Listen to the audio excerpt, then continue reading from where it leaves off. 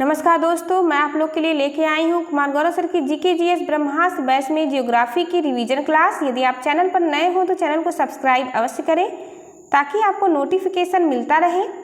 चलिए शुरू करते हैं ब्रह्मास्त्र बैच में जियोग्राफी की क्लास सेकेंड, जिसमें कि हम विश्व के भूगोल में पढ़ रहे थे ब्रह्मांड को। हमारी आज की टॉपिक है मून यानी चंद्रमा। इससे हम रिलेटेड कुछ महत्वपूर्ण पॉइंट देखते हैं जो एग्जाम में बार बार पूछे गए हैं। चंद्रमा पृथ्वी का एकमात्र उपग्रह है। सेलेनोलॉजी किसे कहा जाता है? तो चंद्रमा की सतह और उसके आंतरिक संरचना का अध्ययन सेलेनोलॉजी कहलाता है। चंद्रमा को जीवाश्म ग्रह भी कहते हैं। पृथ्वी का परिक्रमण यानी रोटेशन चंद्रमा 27 दिन 8 घंटे में पूरा करता है। चंद्रमा का द्रव्यमान कितना होता है? तो चंद्रमा का द्रव्यमान पृथ्वी के द्रव्यमान का 1/81वां भाग होता है।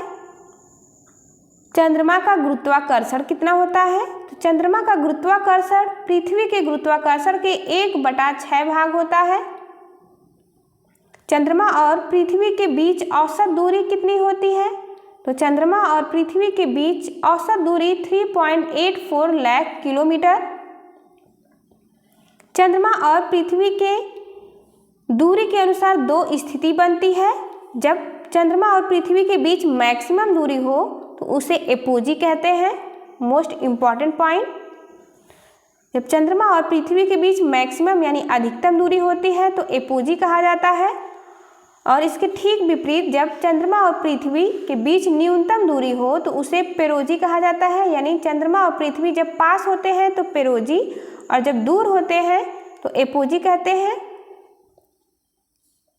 पास से आप पेरोजी को याद रख सकते हैं जिससे कि आपको भूलेगा नहीं।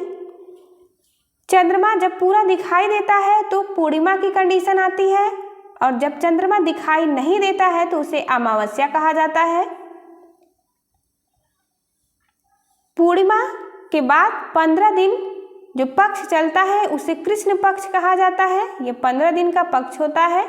फिर कंडीशन आती है अमावस्या का, यानी कृष्ण पक्ष के 15वें दिन अमावस्या आता है।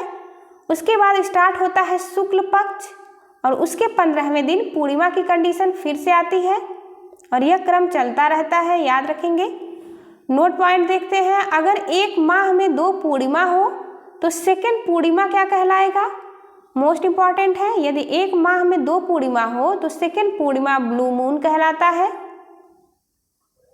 चंद्रयान मिशन, भारत का चंद्रयान मिशन 3 बार भेजा जा चुका है। चंद्रयान मिशन फर्स्ट देखते हैं, यह PSLV C-11 रॉकेट से भेजा गया था। चंद्रयान मिशन फर्स्ट चांद की सतह पर यह नहीं उतरा था, केवल चांद की कक्षा में घूमता रहा, इसलिए इसे ऑर्बिटर मिशन कहा जाता है। चंद्रयान मिशन सेकेंड देखते हैं, यह 2019 में भेजा गया था चांद पर। इसमें लैंडर प्लस रोवर दोनों थे। GSLV मार्क 3 रॉकेट से इसे लॉन्च किया गया था लेकिन यह असफल रहा। इसकी क्रैश लैंडिंग हुई और जिस स्थान पर इसने क्रैश लैंडिंग की उस स्थान को तिरंगा पॉइंट नाम दिया गया है। हाल ही में लॉन्च हुआ इसरो का चंद्रयान मिशन 3 जो कि सफल रहा। 14 जुलाई 2023 को यह लॉन्च हुआ। किस रॉकेट से लॉन्च हुआ इसे याद रखना है। LBM 3 M4 रॉकेट से चंद्रयान 3 मिशन को लॉन्च किया गया। इसे बाहुबली या फैट मैन भी कहा जाता है। इसमें लैंडर का नाम विक्रम और रोवर का नाम प्रज्ञान था। 23 अगस्त को इसने साउथ पोल पर सॉफ्ट लैंडिंग की और साउथ पोल पर सॉफ्ट लैंडिंग करने वाला भारत विश्व का पहला देश बन गया। नोट पॉइंट में देखते हैं, चांद पर लैंडिंग करने वाले 4 देश हैं, USA, रूस, चीन और भारत, पर किसी भी देश ने साउथ पोल पर लैंडिंग नहीं की थी। 23 अगस्त को साउथ पोल पर चंद्रयान 3 ने सॉफ्ट लैंडिंग की। इसके उपलक्ष्य में 23 अगस्त को राष्ट्रीय अंतरिक्ष दिवस मनाया जाएगा प्रतिवर्ष। जहां पर लैंडिंग हुई है उस स्थान को शिव शक्ति पॉइंट नाम दिया गया है। नोट पॉइंट में देखते हैं, रूस का लूना 25 मिशन जो कि चंद्रयान मिशन था यह असफल हो गया।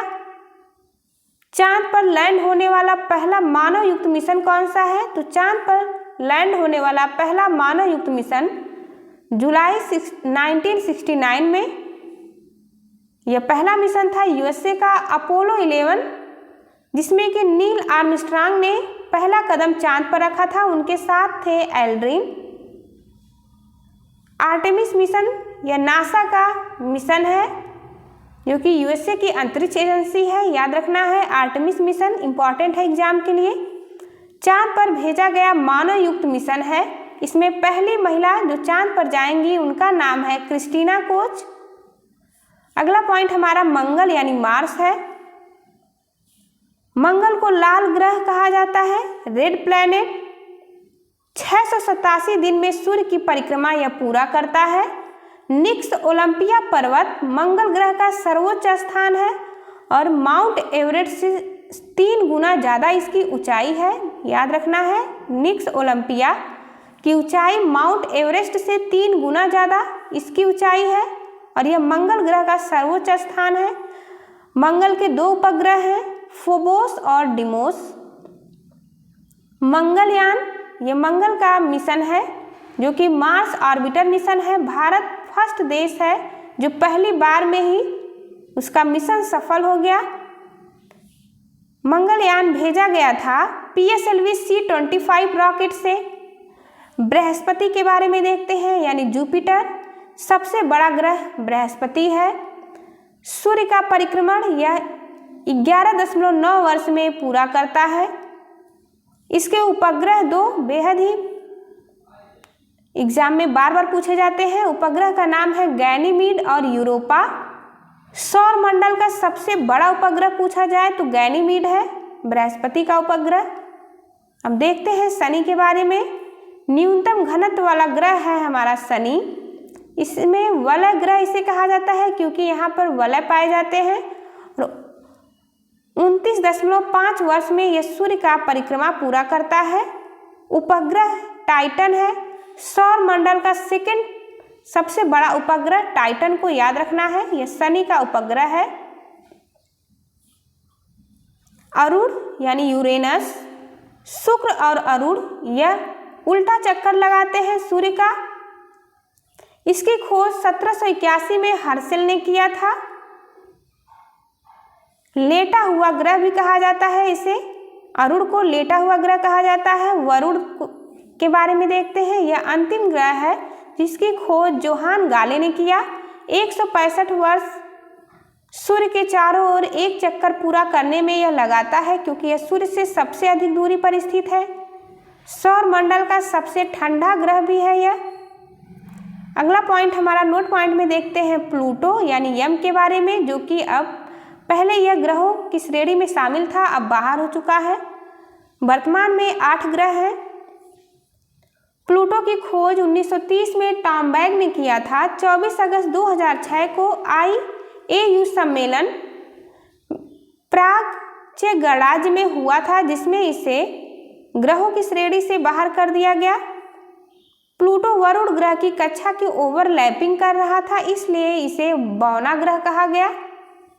नोट पॉइंट में देखते हैं प्रकाश वर्ष और पार्सेक दूरी के मात्रक हैं। कई बार पूछा गया है एग्जाम में, प्रकाश वर्ष और पार्सेक किसके मात्रक हैं? तो प्रकाश वर्ष और पार्सेक दूरी के मात्रक हैं। पार्सेक दूरी का सबसे बड़ा मात्रक है। विविध प्रश्न देखते हैं। सूर्य से निकटतम ग्रह कौन सा है? तो सूर्य के सबसे अधिक निकटतम ग्रह बुध है। पृथ्वी से निकटतम ग्रह पूछा जाए तो शुक्र है। सर्वाधिक गर्म ग्रह शुक्र है। सबसे बड़ा ग्रह बृहस्पति है, यानी साइज के आधार पर सबसे बड़ा ग्रह बृहस्पति है। सबसे छोटा ग्रह पूछा जाए तो बुध है और सबसे नजदीक भी है सूर्य के। सर्वाधिक घनत्व वाला ग्रह पृथ्वी है, पृथ्वी का घनत्व सबसे ज्यादा है। सर्वाधिक चमकीला ग्रह पूछा जाए तो शुक्र है। लाल ग्रह किसे कहते हैं? मंगल को लाल ग्रह कहा जाता है। भोर का तारा और शाम का तारा शुक्र ग्रह को कहा जाता है। सबसे कम घनत्व शनि का है। पृथ्वी की जुड़वा बहन किसे कहते हैं? पृथ्वी की जुड़वा बहन शुक्र को कहा जाता है। वलय युक्त ग्रह शनि है। सर्वाधिक उपग्रहों वाला ग्रह ये भी शनि है, सबसे ज्यादा उपग्रह यानी शनि के पास है। सर्वाधिक तपांतर वाला ग्रह बुध है। अर्थ के बारे में देखते हैं। पृथ्वी की उत्पत्ति 4.6 अरब वर्ष पहले मानी जाती है। पृथ्वी का औसत घनत्व कितना है? तो 5.5 सेंटीमीटर क्यूब पृथ्वी का औसत घनत्व है। इसकी त्रिज्या है 6371 किलोमीटर। आकार इसका जियोइड है, याद रखना है। पृथ्वी गोलाकार नहीं बल्कि जियोइड शेप की है। घूर्णन और परिक्रमण क्या होता है? जब पृथ्वी अपने अक्ष पर घूमती है तो उसे रोटेशन यानी घूर्णन कहा जाता है। अपने ही अक्ष पर पृथ्वी का घूमना घूर्णन या रोटेशन कहलाएगा। 23 घंटे 56 मिनट 4 सेकेंड में घूर्णन की प्रक्रिया पूरी होती है पृथ्वी की, और इसमें दिन और रात की कंडीशन बनती है। जब सूर्य का प्रकाश पृथ्वी पर पड़ता है तो दिन, और जब सूर्य का प्रकाश पृथ्वी के पीछे चला जाता है तो रात की कंडीशन बनती है। घूर्णन प्रक्रिया के द्वारा रिवोल्यूशन यानी परिक्रमण किसे कहते हैं? तो सूर्य के चारों ओर पृथ्वी का घूमना परिक्रमण कहलाता है, याद रखेंगे। जब सूर्य का चक्कर पृथ्वी लगाएगी तो उसे परिक्रमण, और जब पृथ्वी खुद के अक्ष पर घूमेगी तो उसे घूर्णन कहेंगे। परिक्रमण प्रक्रिया के फलस्वरूप ही ऋतु परिवर्तन होता है, और पृथ्वी सूर्य का एक चक्कर 365 दिन 6 घंटे में पूरा करती है। 2 कंडीशन बनते हैं पृथ्वी और सूर्य के दूरी के आधार पर। जब पृथ्वी सूर्य से मैक्सिमम दूरी पर होती है तो उसे अपसौर कहा जाता है, याद रखना है। जब पृथ्वी और सूर्य के बीच मैक्सिमम दूरी हो तो अपसौर कहेंगे। उस वक्त इसकी दूरी होती है 15.21 करोड़ किलोमीटर, और यह स्थिति 4 जुलाई को बनती है जब पृथ्वी सूर्य के सबसे अधिकतम दूरी पर स्थित होती है। अगली कंडीशन बनती है उपसौर, यानी जब पृथ्वी और सूर्य के बीच न्यूनतम दूरी हो तो उसे उपसौर कहते हैं, और इस समय पृथ्वी और सूर्य के बीच की दूरी 14.70 करोड़ मीटर होती है। 3 जनवरी को अपसौर और 4 जुलाई को, याद रखना है, 3 जनवरी को उपसौर और 4 जुलाई को अपसौर की कंडीशन होती है। अपसौर में पृथ्वी और सूर्य के बीच मैक्सिमम दूरी, और उपसौर में पृथ्वी और सूर्य के बीच न्यूनतम दूरी होती है। ऋतु परिवर्तन कैसे होते हैं इस डायग्राम के माध्यम से समझते हैं। आप यहां देख सकते हैं सूर्य स्थित है और चारों तरफ पृथ्वी, इधर 0 डिग्री इक्वेटर है, इधर भी आप देख सकते हैं 0 डिग्री इक्वेटर। इधर आप देख सकते हैं 23.5 डिग्री कर्क रेखा जा रही है, और इधर 23.5 डिग्री मकर रेखा। आइए समझते हैं ऋतु परिवर्तन कैसे होता है।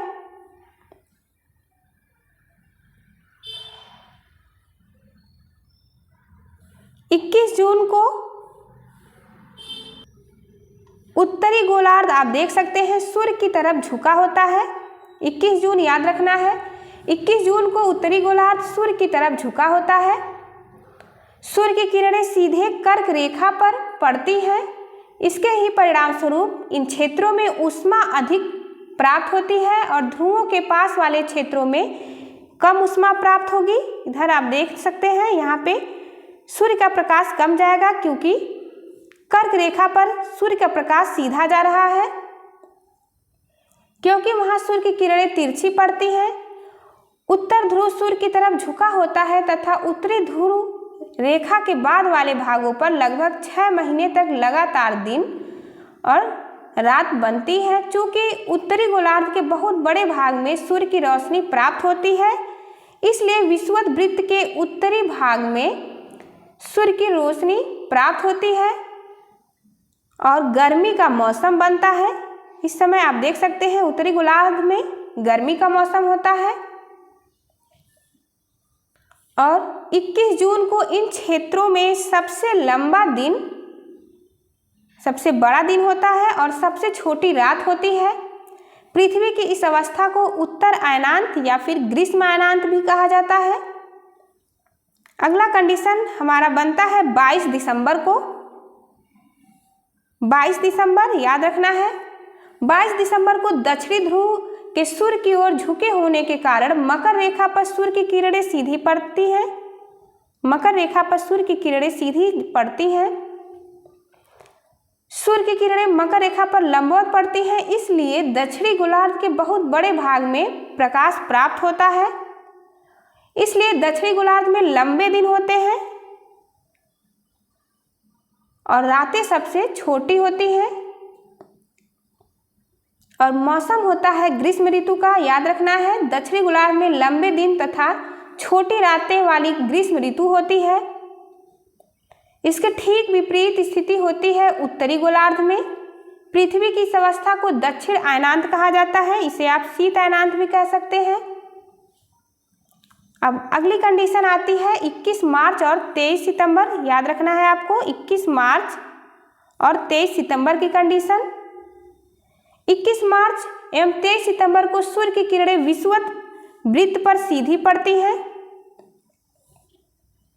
इस अवस्था में कोई भी ध्रुव सूर्य की ओर झुका नहीं होता है, इसलिए पूरी पृथ्वी पर दिन और रात बराबर होते हैं। इन दोनों कंडीशन में, विषुवत कंडीशन में आप देख सकते हैं, यानी इक्विनॉक्स की कंडीशन में दिन और रात बराबर होते हैं, क्योंकि सूर्य का प्रकाश इस समय सीधा पड़ता है।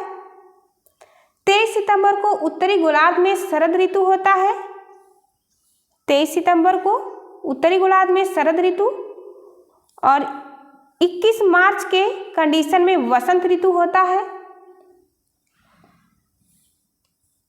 और इससे स्पष्ट होता है कि पृथ्वी के घूर्णन एवं परिक्रमण के कारण ही दिन रात एवं ऋतुओं में परिवर्तन होता है। कल के दिए गए एनसीईआरटी के क्वेश्चन का सलूशन करेंगे हम। एनसीईआरटी के क्वेश्चन बेहद ही इंपॉर्टेंट है, एग्जाम में सीधे सीधे पूछे जाते हैं। ग्रह और तारों में क्या अंतर होता है? तो तारे खुद के प्रकाश से प्रकाशित होते हैं और ग्रह तारों के प्रकाश से प्रकाशित होते हैं, यानी ग्रह के पास स्वयं का प्रकाश नहीं होता है। सौर मंडल से आप क्या समझते हैं? तो सूर्य के अराउंड 8 ग्रह और चंद्रमा के समूह को सौर मंडल कहा जाता है। याद रखेंगे, collection of 8 planet and their moons in orbit around the sun is called solar system। सूर्य से उनकी दूरी के अनुसार सभी ग्रहों के नाम लिखने हैं। दूरी के अनुसार ग्रहों के नाम है बुध, शुक्र, पृथ्वी, मंगल, बृहस्पति, शनि, यूरेनस तथा नेपच्यून। अगला प्रश्न हमारा है, पृथ्वी को अद्भुत ग्रह क्यों कहा जाता है? क्योंकि यहाँ पर जीवन पाया जाता है। हम हमेशा चंद्रमा के एक ही भाग को क्यों देख पाते हैं? तो हम चंद्रमा के एक ही भाग को इसलिए देख पाते हैं क्योंकि चंद्रमा पृथ्वी के अराउंड घूमता रहता है, इस कारण से हम उसका केवल एक ही भाग देख पाते हैं। चंद्रमा पृथ्वी का एक चक्कर 27 दिन में पूरा करता है। याद रखना है। ब्रह्मांड क्या है? What is universe? तो collection of galaxies is called universe. अगला क्वेश्चन है, किस ग्रह को पृथ्वी का जुड़वा ग्रह के नाम से जाना जाता है? तो इसका राइट आंसर है शुक्र को पृथ्वी का जुड़वा ग्रह कहा जाता है या फिर जुड़वा बहन भी कहते हैं। सूर्य से तीसरा सबसे नजदीक ग्रह कौन सा है? तो सूर्य से तीसरा सबसे नजदीक ग्रह हमारी पृथ्वी है। याद रखना है, बुध, शुक्र, पृथ्वी, यानी तीसरे स्थान पर पृथ्वी है। अगला क्वेश्चन है, सभी ग्रह सूर्य के चारों ओर किस प्रकार के पथ पर चक्कर लगाते हैं? तो सभी ग्रह सूर्य के चारों ओर दीर्घ वृत्ताकार चक्कर लगाते हैं। ध्रुव तारे से किस दिशा का ज्ञान होता है? तो ध्रुव तारे से उत्तर दिशा का ज्ञान होता है। अगला प्रश्न है, क्षुद्र ग्रह किन कक्षाओं के बीच पाए जाते हैं? तो यह मंगल एवं बृहस्पति के बीच पाए जाते हैं। खाली स्थान भरना है। स्टार, यहाँ पे आप स्टार भरेंगे। स्टार का एक समूह जो विभिन्न प्रतिरूपों का निर्माण करता है उसे क्या कहते हैं? कॉन्स्टिलेशन कहा जाता है। तारों का एक बहुत बड़ी प्रणाली को क्या कहा जाता है? तो तारों के एक बहुत बड़ी प्रणाली को आकाशगंगा कहते हैं। पृथ्वी के सबसे करीब कौन सा ग्रह है? तो शुक्र है। पृथ्वी सूर्य से तीसरा सबसे नजदीक ग्रह है, ये भी याद रखना है आपको।